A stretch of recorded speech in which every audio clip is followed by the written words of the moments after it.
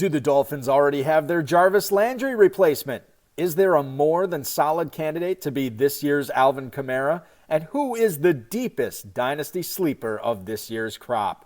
Plus, FFPC 750 Dynasty League number 19 champion Noah Blum co-hosts with me this week and shares with us his choice for the 102 pick, where the best immediate opportunity lies for rookies, and much more. We've got a great show for you. Noah Blum is here. I'm Eric Balkman. Stick around. Your high-stakes fantasy football hour starts.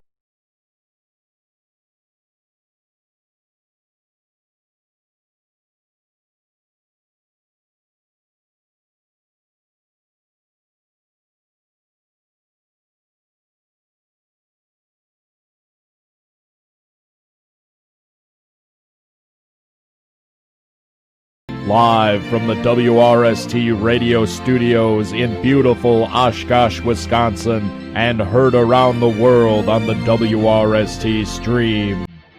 It's the Eric Balkman Show.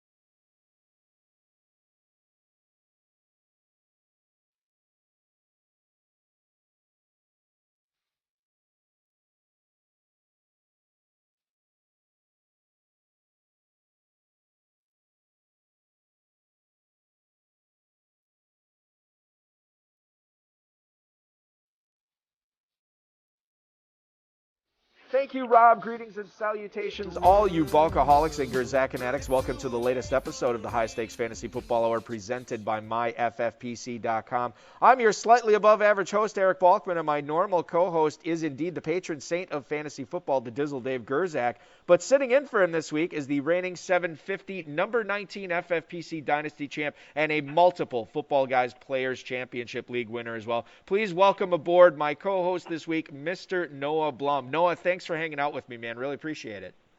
My pleasure, my pleasure. And to let the listeners behind the curtain right away, we are recording this prior to people are listening to this the night before the NFL draft, but we are recording this much prior to that. So if there's anything that happens with trades or anybody gets arrested or anything like that, and we don't talk about it, it's because we are not privy to that knowledge. Noah, I know you are better at seeing into the future than I am because you're a much more talented Dynasty player, but we can only do so much.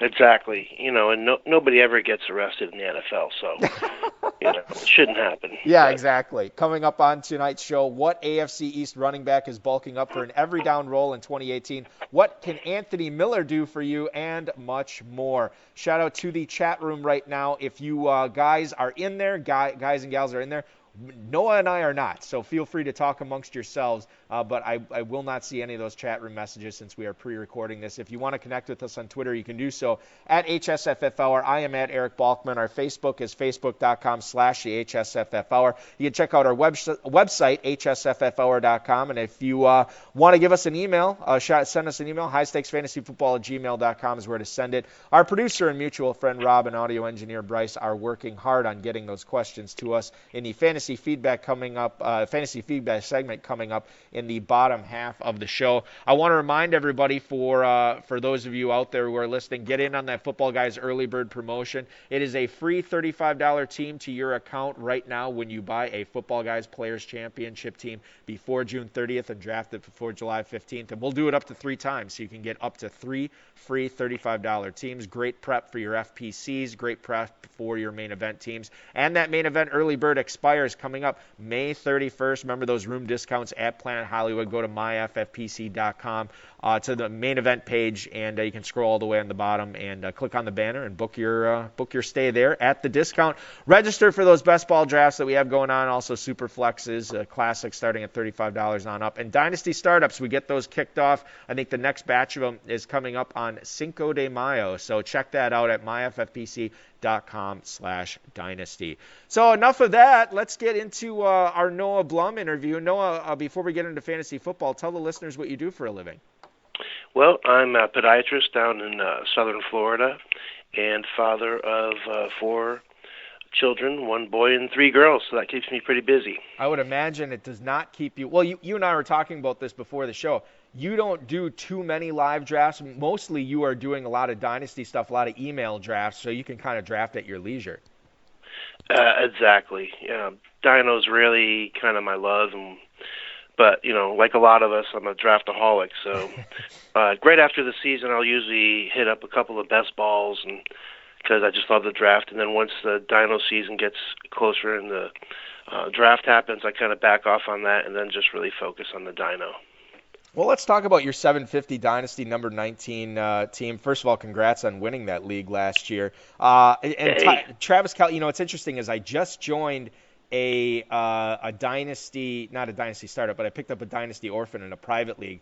And one of the first, there was a dispersal draft between the two teams. And one of the first selections I made, this is not a tight end premium league, but I still drafted Travis Kelce with like the second or third, fourth, I can't remember what it was. It was very early on in the dispersal draft. So obviously I am high on Travis Kelce from a dynasty standpoint. You won a lot of cash with him as your tight end last year. Looking forward to 2018, he's got a new quarterback in Patrick Mahomes. He's got a new receiver playing opposite not opposite him, but to go with Tyreek Hill in that offense. Sammy Watkins joins the crew. How do you see Kelce's output shaping up for this upcoming season with those new changes? You know what? I'm not worried about his output at all. He did lose a quarterback that does like to check the ball down, but obviously they love Mahomes. And adding Sammy Watkins, I think, is really going to hurt Tyreek more than it's going to hurt Kelce. I've always felt he actually could have been utilized more by Andy Reid than he even has, even though he has, 120, 130 targets the last couple of years. He's just a beast when he's on the field, and with the tight end premium, it gives you a nice advantage at that position.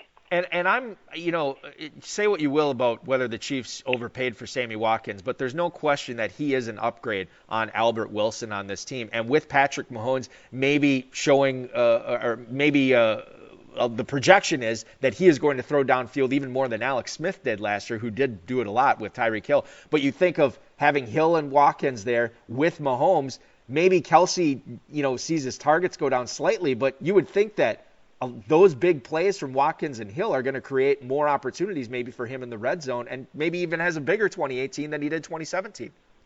Anything's possible. You know what? I'd just be happy with what he did last year. I went out and got him pretty aggressively during the season last year, and was really happy that I did. I think I had Greg Olsen was my only tight end. I had Olsen and Doyle, actually, and not a big Doyle guy, so I was able to ship Doyle, Jay Ajayi, right after he was traded, and this year's first for Kelce, and I have no regrets in that. Yeah, no, absolutely. That's a deal I would definitely make for sure. I definitely like your end of the deal there. Let's talk about your receivers on this team. Incredibly, incredibly deep. Odell Beckham, Adam Thielen, Keenan Allen, Devin Funchess, Larry Fitzgerald, Martavis Bryant. Do you normally find yourself trying to build your dynasty rosters around a strong receiver core? Oh, you're making me happy now with calling out those names. I actually bought this team as an orphan. I've had it for 2 years, and I guess it was a super orphan even when I bought it. But it's funny, when I bought it, it only had 2 wide receivers that were playable. It had Larry Legend and it had Keenan Allen. But it had some great running backs. So I tweaked it right from the get-go. I made a trade for Odell Beckham. I gave up Ezekiel when they were both out of commission last year. And I just got Adam Thielen, even though I didn't need him. I just thought the price was so low that I had to take advantage of it. Plus, I figured I'd play keep away from the rest of the owners. But in general, I am a wide receiver heavy guy. But what's funny is in FFPC, I've been more evenly running back and wide receiver than in my mind I want to be. I don't know if it's because of the roster size with cut downs, and I want to make sure I have one stud running back and then a couple of guys to fill in as the running back too. But in general, in PPR, I've always been about the about the wide receiver. Yeah, that definitely makes sense, especially and we talk about the career arcs for receivers. They typically have a longer shelf life than running backs in the NFL, and you certainly have a strong stable here. Corey Coleman, let's talk about him a little bit. Now, not to keep referring to this dispersal draft, but Corey Coleman, went way, way, way late in this draft. There was fourth-round rookie picks that were going, well ahead of Corey Coleman. I ended up getting him just because I couldn't see him. I just I need to rescue this guy. Some of the guys that are being drafted out there, I need to get him on my team. He's still a young guy. Now, he's got Jarvis Landry on that team now. Josh Gordon is obviously still there. You'd like to think David Njoku takes a step ahead in his NFL career. And Duke Johnson, Carlos Hyde are going to be there. Maybe Saquon Barkley. We don't know. You gave up a 2019 third-rounder for Corey Coleman. So tell the listeners why he's still worth taking a chance on and why we should not forget about him from a dynasty standpoint. Well, first of all, I did that trade literally, I don't know, a couple days before they went out and got Landry. So that was a little bit of a buzzkill. But, he's got draft pedigree. He was a dynamic player in college. And, he has the skills. The biggest knock on him has been his work ethic. So, to me, that third I project as a late third, So I was just like, you know what, I'll take a flyer on the guy. If he pans out, great. If he doesn't, I'll throw him back to the scrap heap. I actually have him on several teams, and this will be the year for him. If he, he doesn't have to become a superstar, but if he's not progressing in the right way. And the other thing is, maybe they'll trade him. That would be best of both worlds, really.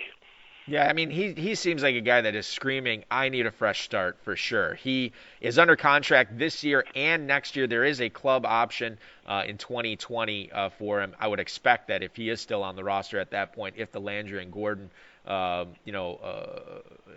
if their utilization within the offense has been working out, that they would decline that and he will be a free agent in 2020. But yes, fresh start for sure. This is the 15th overall pick of the draft 2 years ago. So this is a guy that still has a big pedigree out there and somebody certainly. And he's dealt with, a couple of broken hands. That's tough to deal with for a receiver and to miss that much time when you're a young receiver in the NFL is certainly not easy.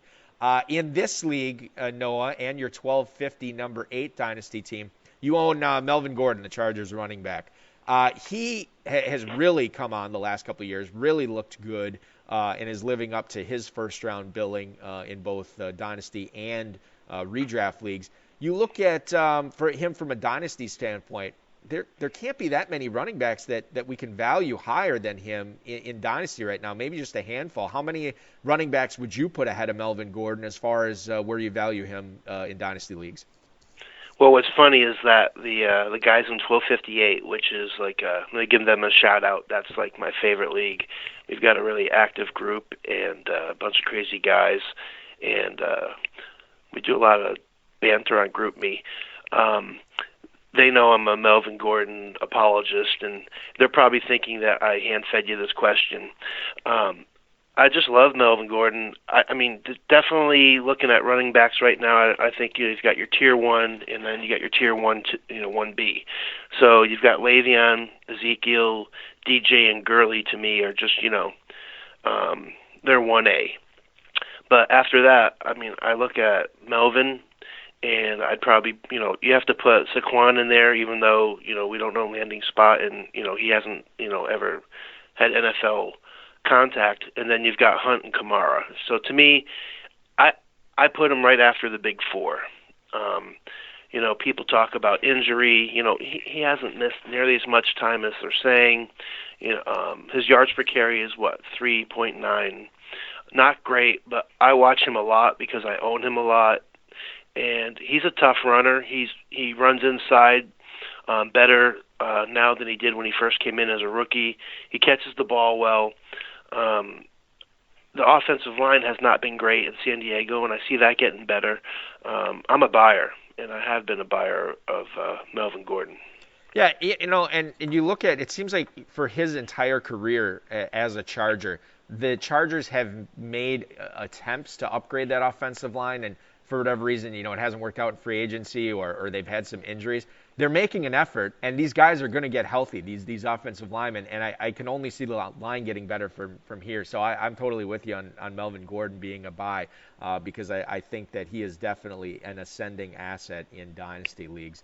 What have you been, and we're talking with Noah Blum, the 750 Dynasty number 19 reigning champ in the FFPC last year. What have you been more likely to do in the past in your dynasty teams with a veteran that is getting up there in years? Are you more likely to sell him maybe before he falls off a cliff, or are you just going to be like, you know what, I will be the bag holder on this guy. I'll hang on to him until he has no talent, or, no value in dynasty leagues left, and then I'll just simply cut him. What's been more likely for you to do with a guy like that?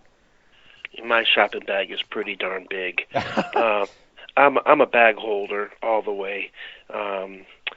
In your mind, it's nice to have the young, shiny new toy, but you had John Luxem on not long ago, or maybe he was on RotoViz radio, and he's in the 1258 with me, and he and I are the same elk. That league is just all, everybody wants, rookie picks and the young guns, and he and I are kind of the two old men hoarders.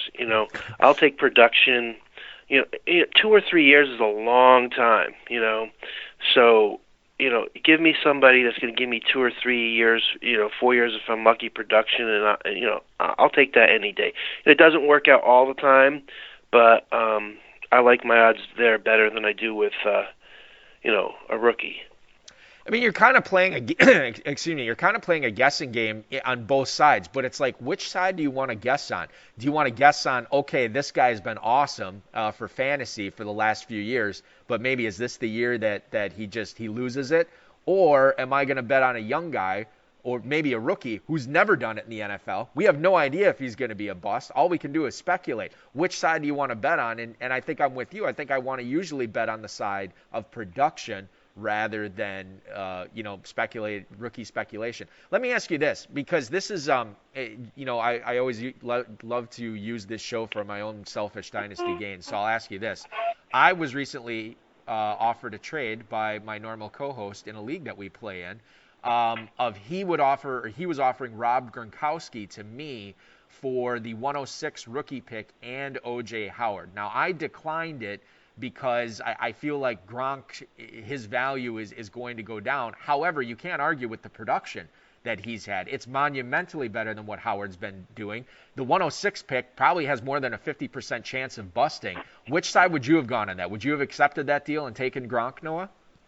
Oh, that's a tough one. That's roster dependent move for me right there.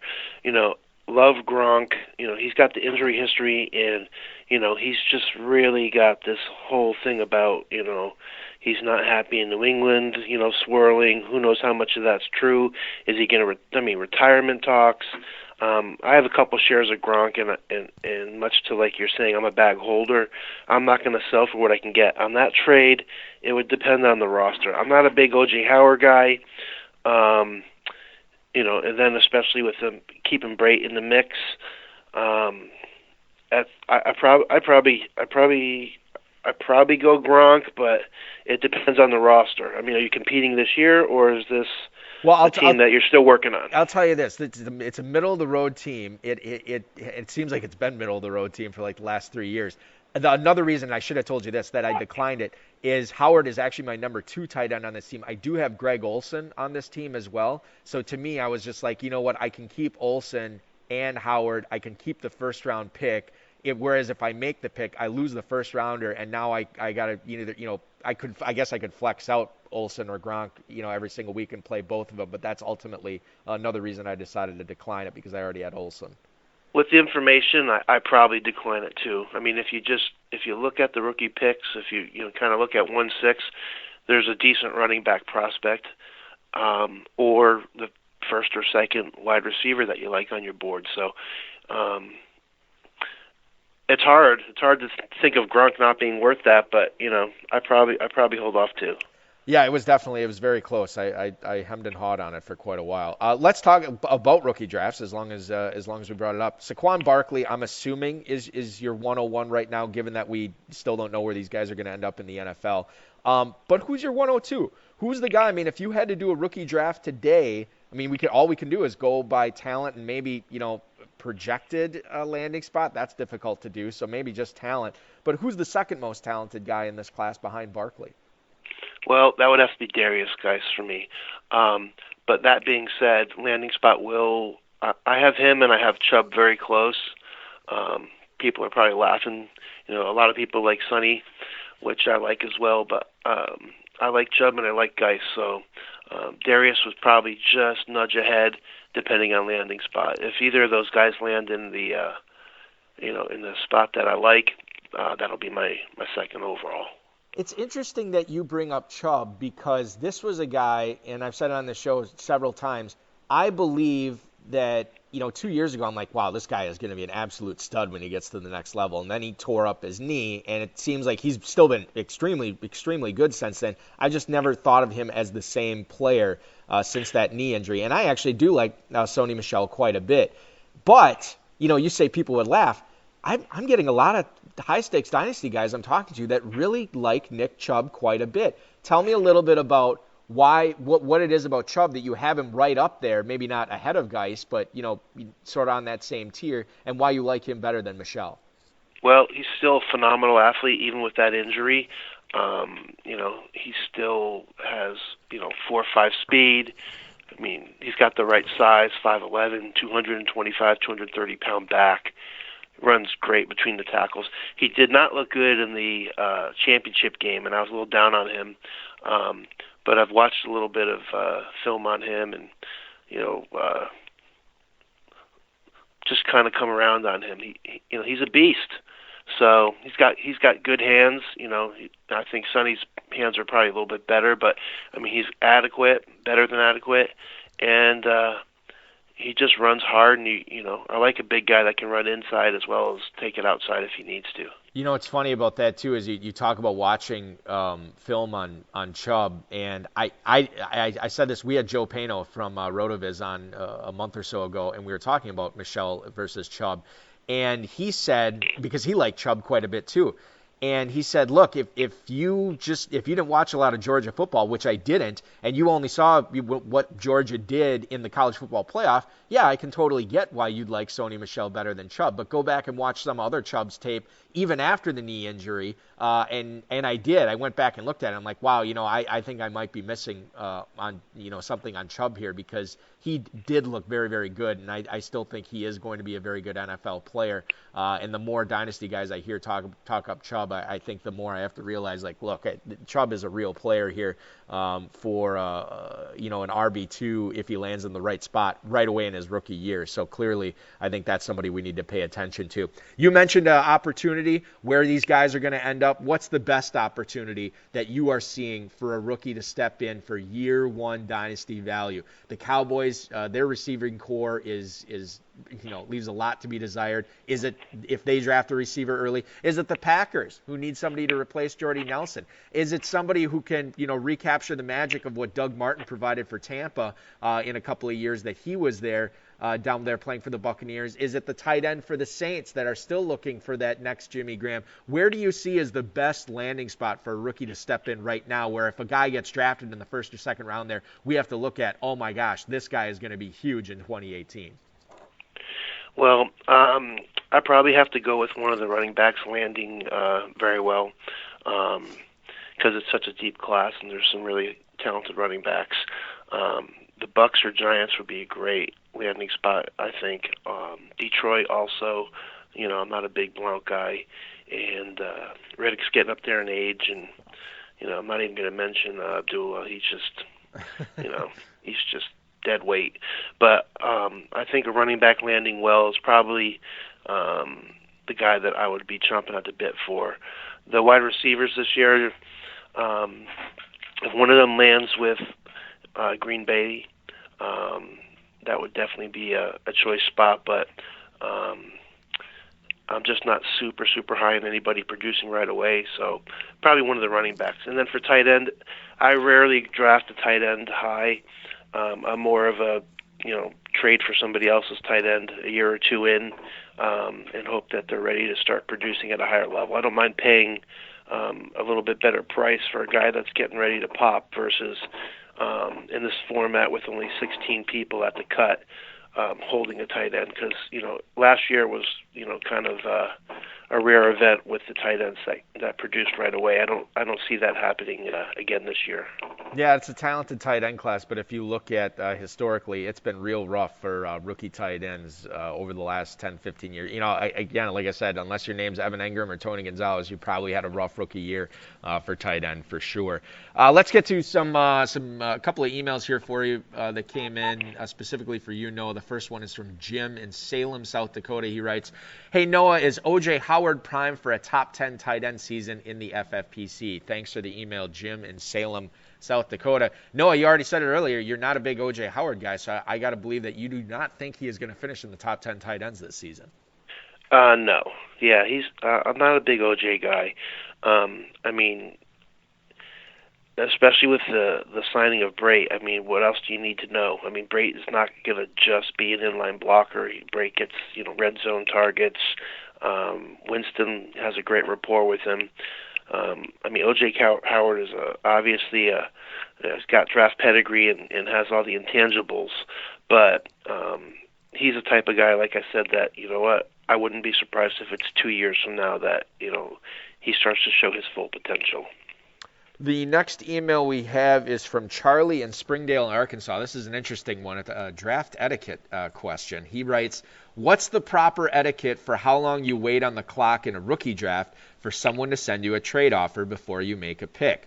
Nice job on your championship last year." Thank you for the email, Charlie in Springdale, Arkansas. This is an interesting one, and it's one that I've kind of battled about because we've all been on the clock in rookie drafts where there's not anybody that we're super in love with. There's a guy that we could take, but we're secretly kind of hoping maybe somebody makes me an offer here and I can, get out of this spot and get an asset that I do like. For me, and, no, I'll let you handle this, but the way I always do it is if that's a scenario that's presented to me, I just kind of post on the message board or I'll send out an email to everybody, say, hey, I'm going to stay on the clock for the next 90 minutes or 2 hours, and if nobody sends me an offer, I'm just going to make my pick. How do you usually handle situations like this? What's the proper etiquette, as Charlie so eloquently put it, for how long you wait? Well, if you're going to be shopping the pick, yeah, it's good to put it out there that you're going to be shopping the pick. I think it's fair to wait a little bit longer, say at the top of the draft. But I mean, from my perspective, you should kind of already know if there's a guy there that you want or don't want, or if you're going to try and trade it. I mean, you have a lot of time built up after the draft before the rookie draft starts. But if you're gonna take a while, it's good to just post a little bit of message up there. But for me, I'm typically I'm not too long on the clock. The good thing about slow drafts and the rookie drafts are, you have the time, and so if somebody wants to use it, I don't get upset. That's their prerogative. But if you're going to be delayed, it's always nice to just let the other owners know. But wise advice there, and I'm totally with you on that. Communication is the key. Just like any marriage, you have to communicate, and you're sort of married to 11 other guys and gals in these dynasty leagues too. So keep them informed, and everybody, as long as everybody knows what's going on, I think everybody's usually pretty cool with whatever. I think what he's alluding to is, and we've probably all witnessed it, is sometimes it snowballs. So if one owner gets their pants, gets pissed off, they think somebody's taking a long time, so then they purposely do the same thing, and then you're just in rookie draft hell. Yeah, but, that's no fun. I mean, I do remember last year I had one rookie draft that was still in round one, and we had finished another one completely. Oh my gosh! So it was just crazy, but I don't let that get under my skin too much. Luckily, I have a few drafts going, so I'll just work on the ones that I got a pick coming up in. Yeah, and that's good too. And that's what we want to hear at the FFPC. Hey, you sick of your rookie draft going slow? Join another dynasty draft and and make yourself happy there. So for sure, that's definitely good advice to follow. Noah, we've had some good rookie draft discussion thus far. Tell us who you think is going to be a first-round rookie draft dynasty bust from this season, and then a guy that is not going to be drafted in the first round, maybe the second or third round of rookie drafts, that you actually think is going to have a nice little dynasty career ahead of him. On the bust side, I'm not a huge Ronald Jones guy. I guess he'll be a end of the first type guy. overall, I think he's a little bit small. I mean, he might get a pass catcher role, PPR role, but not my favorite guy, and I don't think I'd be drafting him as high as he'll probably go. Guy that I really like that I'll probably be drafting now that I talk about it a little earlier than I would have is Kalen Ballage, running back, Arizona State. There's not a lot of talk about him, but he's just one of those freak spark score type guys, size and speed and all the intangibles. He didn't have a great college career, but he had some couple different coaches and different scheme changes, but I like the way he catches the ball and then turns it upfield. So if he lands somewhere where he looks like he might be able to grow into a pass catching role, that's somebody that I'm looking at.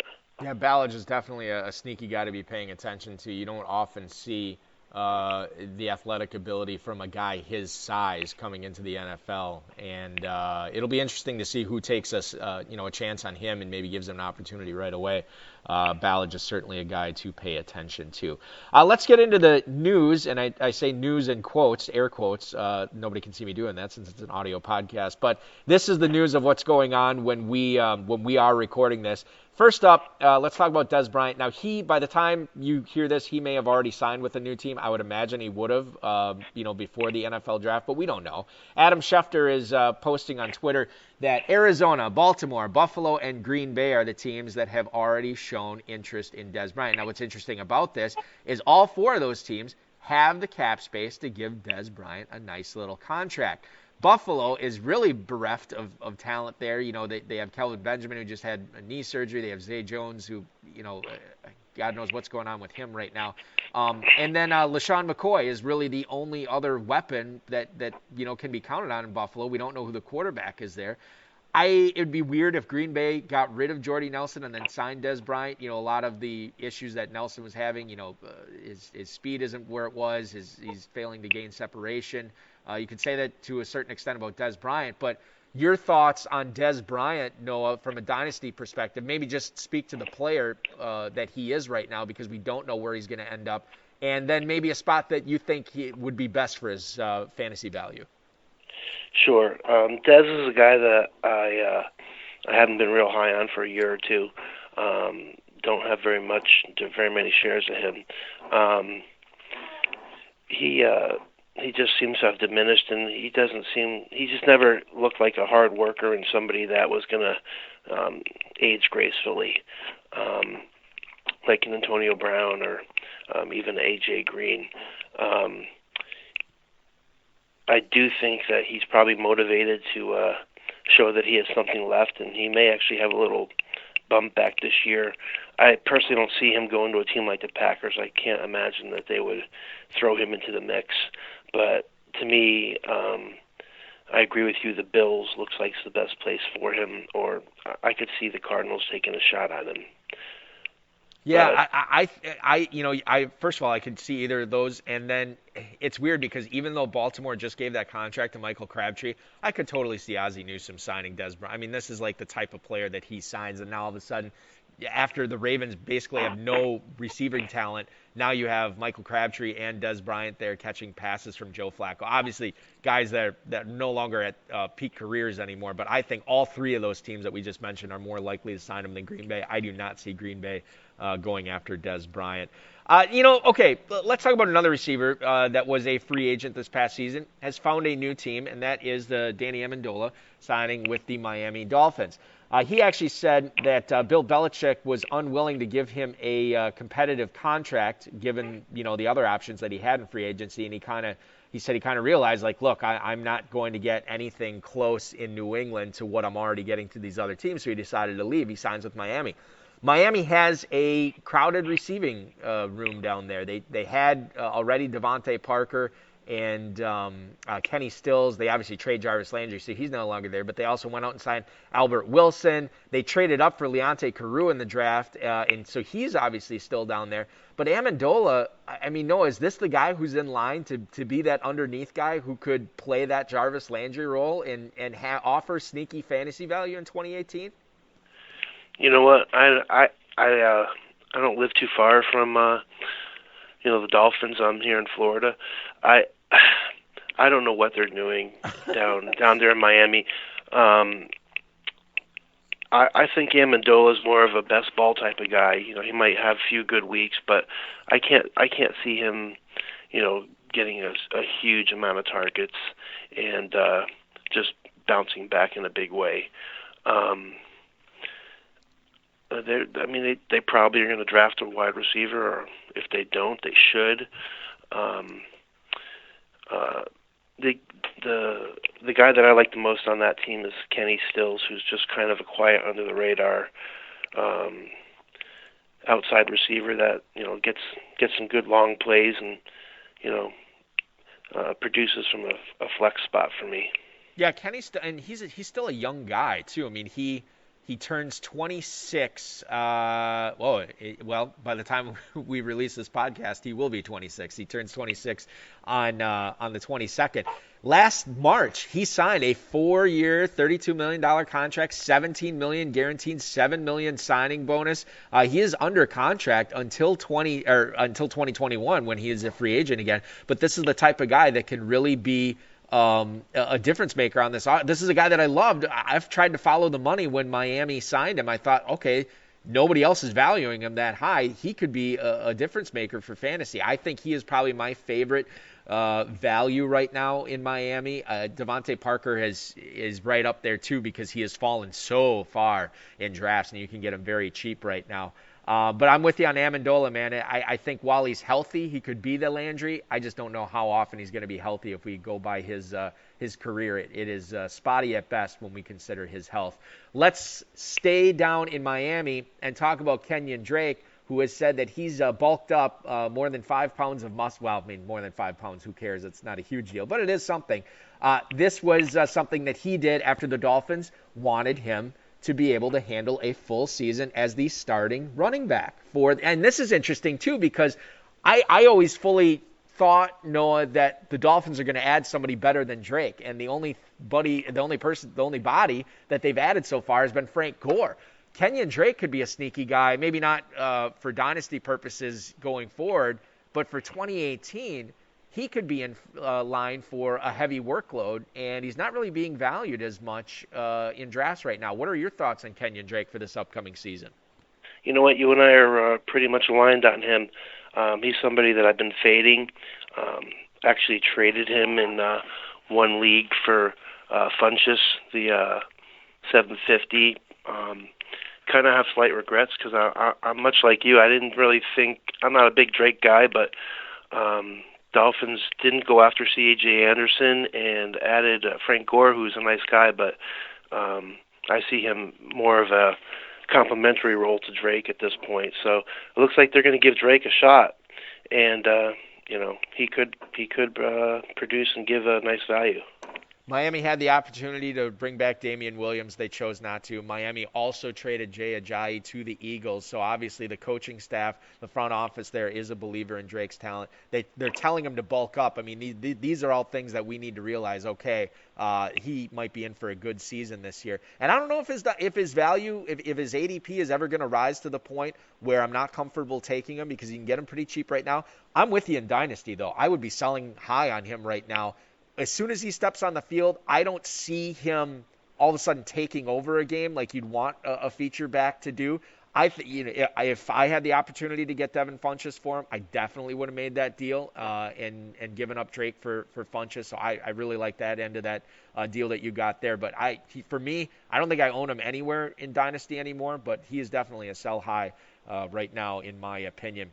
Sticking with the backfield, Marlon Mack in Indianapolis says he's actually working with a team nutritionist to add a few more pounds this season to handle more carries. He's actually going to be in the starting mix for a job with the Colts unless they use a first or second round pick on a running back, which they still could do. Frank Gore as we mentioned, is in Miami now. He is no longer playing for the Colts, and Marlon Mack is the guy there, and his only competition right now is Kristen Michael and Matt Jones. So Marlon Mack, I think at a minimum, Noah has secured himself or will continue to secure for himself a piece of this backfield in Indianapolis. and maybe the opportunity for more. I don't know if you view him as a special back, but what are your thoughts from a dynasty standpoint on Marlon Mack at the moment? You know what? I like him. I don't see him as an every down back, but if Luck could ever get healthy, I see him as somebody that could, do 10 carries, 10 to 15 carries, and then also catch a bunch of balls out of the backfield. They definitely could grab a running back in the first couple rounds, but they do have a lot of other needs, so that bodes well in his favor as well. He definitely has PPR appeal for sure. I want to keep things, we'll round things out with another backfield situation that's actually changed a couple of times this offseason in Tennessee. Dion Lewis said that both he and Derrick Henry will be used significantly in the running game. The full quote from Dion Lewis: "Derrick's a great back, and I'm happy to be part of a backfield with them, so I think we can form a pretty good 1-2 punch." What's interesting about this, and we talked about this on the show, Derrick Henry owners had to love seeing DeMarco Murray being released, and then that honeymoon lasted almost a week. And then all of a sudden, Dion Lewis was paid a ton of cash by Tennessee to come in and take some of those targets and carries away from Derrick Henry. Is this a 50-50 split? Is it 70-30? How do you view the Tennessee situation going forward as far as fantasy goes between Lewis and Henry, keeping in mind, Noah, that Lewis is probably going to be the pass catcher of the two? Yeah, I mean, it definitely was a buzzkill for him. I definitely still think Derrick Henry, has all the potential that he could be a 3-down back, but Lewis, with that contract, is definitely going to get the 3rd down work and also more carries than you'd like to see. And we do know that the Titans want to pound the ball, so they probably are going to have more chances to shine, the two of them, versus some other teams that are a little bit more pass happy. But it definitely takes the top off of Derrick Henry's coming out party this year. That being said, it's a brutal game, and Dion Lewis has had a couple of significant injuries. Unfortunately, that's probably Henry's best path to top 5 production this year. Speaking strictly from what you would be doing with these guys, would you be looking, based on Dion Lewis now signing with Tennessee, and I got to believe that Tennessee is probably done adding significant parts of that backfield for 2018.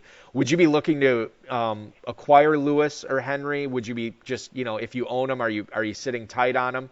Or would you be looking to sell either of these guys based on what we've seen Tennessee do so far this offseason? You know what? If and where I have Henry, I've probably invested enough that I'm not looking to give him up on the cheap. So I'm probably going to hold him. Dion Lewis, if I got a nice offer for him, he's somebody I probably would flip. Yeah, I think Dion Lewis is a good sell high guy right now. Derrick Henry, to me, has a nice little career ahead of him in Tennessee, and he'd be an interesting guy to have going forward. I don't know if Lewis's value is going to get any higher, outside of a Henry injury where all of a sudden Lewis is the man there. I don't know how it gets any higher than it is right now. Let's go to emails this week here, Noah. And the first one is from Glenn in Watauga. I don't know. I can't. I'm not a grammar guy, clearly, for anybody who's listened to the show. But Glenn in Texas, we'll just say. He writes, Dave and Balky alluded to what they think of Lamar Jackson a few weeks back, but who would have to draft him for making him redraft worthy, and where would you guys take him in a dynasty league? Now, for anybody who missed that episode, Dave and I are both high on Lamar Jackson. We think he can be a very good fantasy quarterback, maybe much more so than a NFL quarterback. Dave is higher on him than I am. I would not be using a first-round pick on Lamar Jackson. I know Dave said he would take him at the back end of the first round. I would be more looking at him in like the mid-second round if he was still there. But I think he's going to be very good. And I think a team like, if you see a smart team like Pittsburgh or New England, like a team that's made a lot of good football decisions, front office decisions over the years, if you see a team like that take Lamar Jackson, to me, his dynasty value goes up. Obviously not redraft because he's probably going to be playing behind those quarterbacks for 2018. But a team like Buffalo, a team like that drafts him, immediate 2018 value, I'm really liking Lamar Jackson. Your thoughts on Lamar Jackson, both from an annual draft standpoint, Noah, and Dynasty? Well, first from Dynasty, I don't I haven't drafted a quarterback in the first round since Andrew Luck of a rookie draft. I've had great luck picking guys off of waivers, like during their rookie season, or even their second season. So he's just not somebody I'll be looking at in a rookie draft to draft unless it was like really late on a team that I was really desperate for a quarterback on. But as far as redraft, also not a guy that I'm going to be looking to acquire unless he definitely went to a team with starting potential right away. I agree with you. Buffalo would probably be the best fit for him right now. I also agree with both of you that he's more of a fantasy football quarterback than an NFL quarterback, but be happy to have him prove us all wrong. He's definitely fun to watch, and he's definitely going to get a shot somewhere, so it's just going to be hit or miss on that guy. Yeah, Lamar Jackson, I mean, like, I really want to see what team drafts him because, again, if it's a team like I said New England, Pittsburgh, I'll use those examples again. To me, that kind of answers the questions I have about his football IQ, where it's like, well, if New England believes in, him as an NFL quarterback, then why should I not? If Pittsburgh believes he's going to be a good NFL quarterback, why should I? You know what I mean? It's one of those things where I think that if one of those teams drafts him, it's going to make me feel much more comfy about drafting him. You made the good point about picking up rookie quarterbacks off waivers, especially in the FFPC where you have these short benches. You might be able to get a guy like Rosen or Darnold or Rudolph or Mayfield like off waivers. He might not even be drafted or he might be cut, during the season where you can pick one of those guys up and if they hit, they hit. And if they don't, then you can throw them back and wait for another quarterback to be released. But you see a lot of quarterbacks, especially in FFPC Dynasty leagues, released at cutdown time where you can pick those guys up either in the rookie free agent draft or off waivers during the season for sure. Let's go to Massachusetts, specifically Quincy, Massachusetts. This is an email from Bill. He writes, "Hey, Balky and Noah, I'm kind of surprised more people aren't talking about Nyheim Hines. If he lands in the right situation, could he be this year's Alvin Kamara, or do you think I'm way off base?" Thanks, guys. That is Bill in Quincy, Massachusetts. Thank you for the email, Bill. Nyheim Hines, I am struggling to say anybody in this class is going to be this year's Alvin Kamara, Noah, because he was so awesome last year. It's going to be tough for anybody to have that type of season. But if you want to talk about the type of player, a guy that is not going to go in the first round of the draft, a guy that is a fast guy who's talented catching passes out of the backfield, Nyheim Hines could be a very interesting guy even in 2018 if he lands in the right spot. Totally agree. Landing spot for pretty much everybody. Landing spot's important except for your super studs. But boy, that guy is fun to watch. He can certainly do some damage in the open field, and he's a guy that I wouldn't be looking at him early, but if he landed somewhere where there's an accurate passer that can get him the ball in space, he's definitely somebody that could produce even in his first year. Let us go to Steve in Benton, Michigan. Dear Joe and Troy, we all know who Barkley, Moore, and Goddard are. So can you guys give us your deepest dynasty sleeper that we need to know about for rookie drafts? Thanks so much for the email, Steve in Benton, Michigan. So I don't know how deep we can go here because the draft is going to sort of dictate how where these guys end up. Is it it's going to depend upon that to find out how deep we're going to go here. But for me, if I'm looking at a deep guy that could go fairly late in dynasty drafts, Jalen Samuels is kind of an interesting guy for me. I kind of like Justin Jackson, the running back from Northwestern. Cedric Wilson from Boise State is another guy I'd be paying attention to. Jamon Moore, I think, is an interesting guy. He demonstrated some skills at the combine that I think I didn't realize he was capable of. And I think all those guys, Cameron Petway, I guess. I mean, if you're swinging for the fences late, those are all guys that would be interesting for me. What about you, Noah, for some deep dynasty sleepers? Man, you're naming some guys I don't even know. That's pretty scary. I'm gonna have to do some more research. But I mean, other than Ballage, who I already said, deep sleepers. I don't know how deep you'd call him, but I kind of like the Bo Scarborough. He's a bruiser. Yeah. That could, in the right situation, have some production. And for wide receivers, somebody that is just, off the radar a little bit is, I know you've talked about him. He's not a deep sleeper, but a guy that I just really, really like is I like Kane and I like Pettis. Those two guys are just guys that I really like. Yeah, it's weird. I heard a lot of people talk about Deion Kane, excuse me, right after the season ended, or towards the end of the collegiate season, and then I really haven't heard much about him. And then now the buzz is sort of picking back up about him. And Dante Pettis, I never really understood why I didn't hear any buzz about him from high stakes dynasty guys. Like I felt like this is a guy that you can probably get in the second round, maybe third round of rookie drafts, and could make some noise and have a nice career ahead of him. And now I am. The last couple of weeks, I'm starting to hear more buzz about him. So maybe he ends up in Green Bay in the second or third round of the NFL draft, and all of a sudden he's looking really good too. But landing spot is going to be so crucial, an opportunity for these guys for sure. Frank in Oaktown, California, home of Too Short. NFL teams are certainly dinging Antonio Callaway for his numerous off-field issues. But should we as dynasty owners be doing the same, or is there some value for us here? Keep up the good work. That is Frank in Oakland, California. Thank you, Frank, for the email. Antonio Callaway, he'd be like a Percy Harvin type dynasty, like has the dynasty buzz around him, sort of like a gadget wide receiver, super athletic out of the University of Florida. But he had the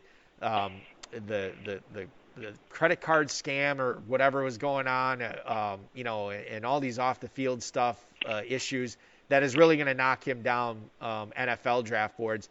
To me, when it gets to be like the third or fourth round, Noah, of my dynasty drafts, I'm just kind of, choosing lottery tickets anyway. It's not a bad way to spend a draft pick on Callaway, see if he pans out. What are your thoughts on how to treat him for rookie drafts? You know what? He's a guy that, as a general rule, I'd stay away from. Just too many incidents. But like you said, if you're talking about, somewhere halfway through the third round into the fourth round, those are a lot of guys that, a lot of times aren't even going to make your squad anyway. He's definitely worth putting on your roster and seeing what happens. But as a general rule, somebody that's had that much trouble and they haven't even made it to the NFL, it's the writing is kind of on the wall for me, and not somebody that I'm really looking for. But like we said, landing spot. If he landed somewhere that looked real juicy, he's somebody that you'd have to take a look at. Let's go to final email here. And Tony in Raleigh, North Carolina. What's up, fellas? Anthony Miller has sort of become a love him or hate him type of prospect. So do you guys love him or hate him? Thank you for the email, Tony in Raleigh, North Carolina. I don't know if he's become like a love him or hate him type guy, but Anthony Miller is, I guess if I had to pick one, I would probably be leaning towards love him. I mean, he's kind of fits where the NFL is going, where he's not like a 6'3" guy, 230-pound guy, but he is a guy that catches a lot of passes, had a high target share at the University of Memphis in his collegiate career. I know Chad Ryder from NFL.com really likes him quite a bit. And I think I'm starting to, too. I think this is a guy, if he lands in a spot where he can, play the slot right away, a la Juju Smith-Schuster, it did in Pittsburgh last year, and then maybe something opens up for him down the road on the outside. I think he could be, a top 20 NFL receiver in his prime. And you don't have to use a first-round rookie pick. At least you shouldn't have to use a first-round rookie pick on him unless, again, he goes to like the Cowboys or the Packers early on, a team like that. But I kind of like Anthony Miller, Noah. You know what? I like Anthony Miller a lot as well. I mean, the production last 2 years in college were just, almost 100 catches, decent speed, and he just, like you said, he equates to a great slot receiver in the NFL. What's not to like about that guy? I know he has visited. I'm just reading some of the news about him. The Saints obviously had him in for a visit. Maybe that their draft plans change now that they have Cameron Meredith in the fold. But the Redskins have had Anthony Miller in for a visit. This is a guy that can, again, play in the slot, play on the outside, move him all around. He'll just make plays no matter where he goes. And he's the fact that he played at Memphis kind of makes him interesting for Dynasty because we haven't seen him. At least I haven't watched a whole lot of University of Memphis football. So I think Miller is a good guy. This is a class, and no, I don't know if you feel the same way. I think like the difference between the top end of the receivers in this draft, the Ridleys, the DJ Moores, the Cortland Suttons, that area of the draft, and then you get down to, maybe the lesser receivers after that, Anthony Miller, Deion Kane, excuse me, DJ Shark, all these guys, Equinemius St. Brown. I think the fall off between the top to the middle to the lesser tier, it's not as steep as it has been in previous years. I think that these second-round picks this year, maybe even early thirds, they have a little bit more value this year than they have in previous years. I agree 100%, and it's one of those years that if you have somebody you like, I think the second round is going to be all over the place. I don't think it's going to be as consensus, locked in once you get past the, 1-8, 1-9. I think at that juncture, people start drafting need versus want, and then the wide receivers, since it's not really consensus, there's just going to be some leagues where you get guys you didn't think you were going to get, and then there's going to be other leagues. There's a guy that you wanted that he might just go ahead of you. Noah, listen, what a treat this has been talking to you on this show. You did awesome considering that we have to do some guesswork on a lot of this, and we don't know, what NFL trades are about to happen, what NFL trades have already happened, leading up into the draft. It will be a fun draft for sure. I want to congratulate you on your cashes last year, your Dynasty title. Last year in the 750 draft that you were in with the FFPC. Best of luck to you going forward as well, and enjoy the NFL draft, man. It's going to be a lot of fun. Appreciate it. Looking forward to it, and looking forward to a great season ahead. A great season ahead indeed, and that is going to do it for this special pre-draft episode of the High Stakes Fantasy Football Hour. I want to thank Noah Blum, the FFPC, Rob, Bryce, and of course each and every one of you for listening here this week.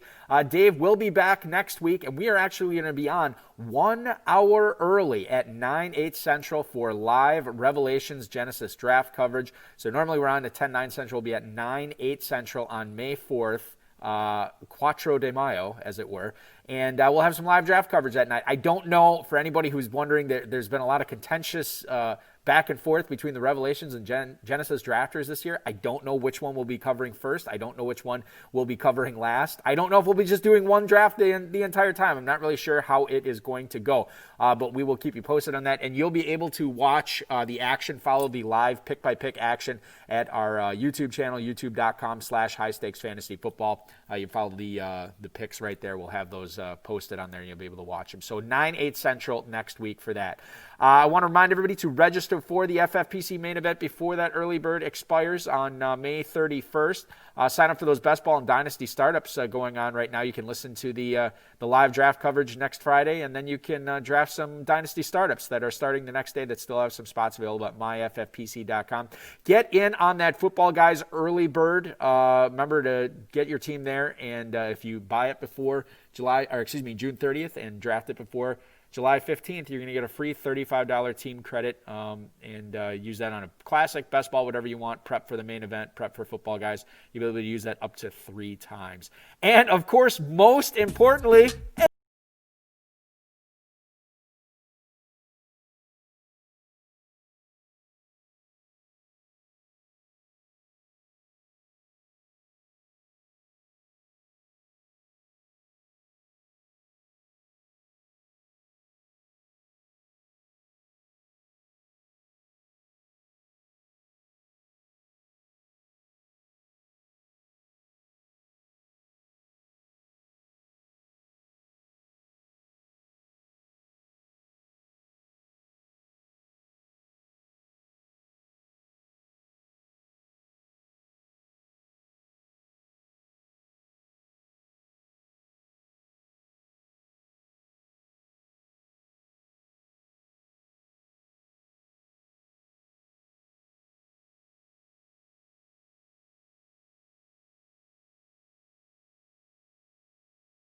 High Stakes Fantasy Football Hour was previously taped before a non-existent studio audience. Enjoy the NFL Draft, everyone.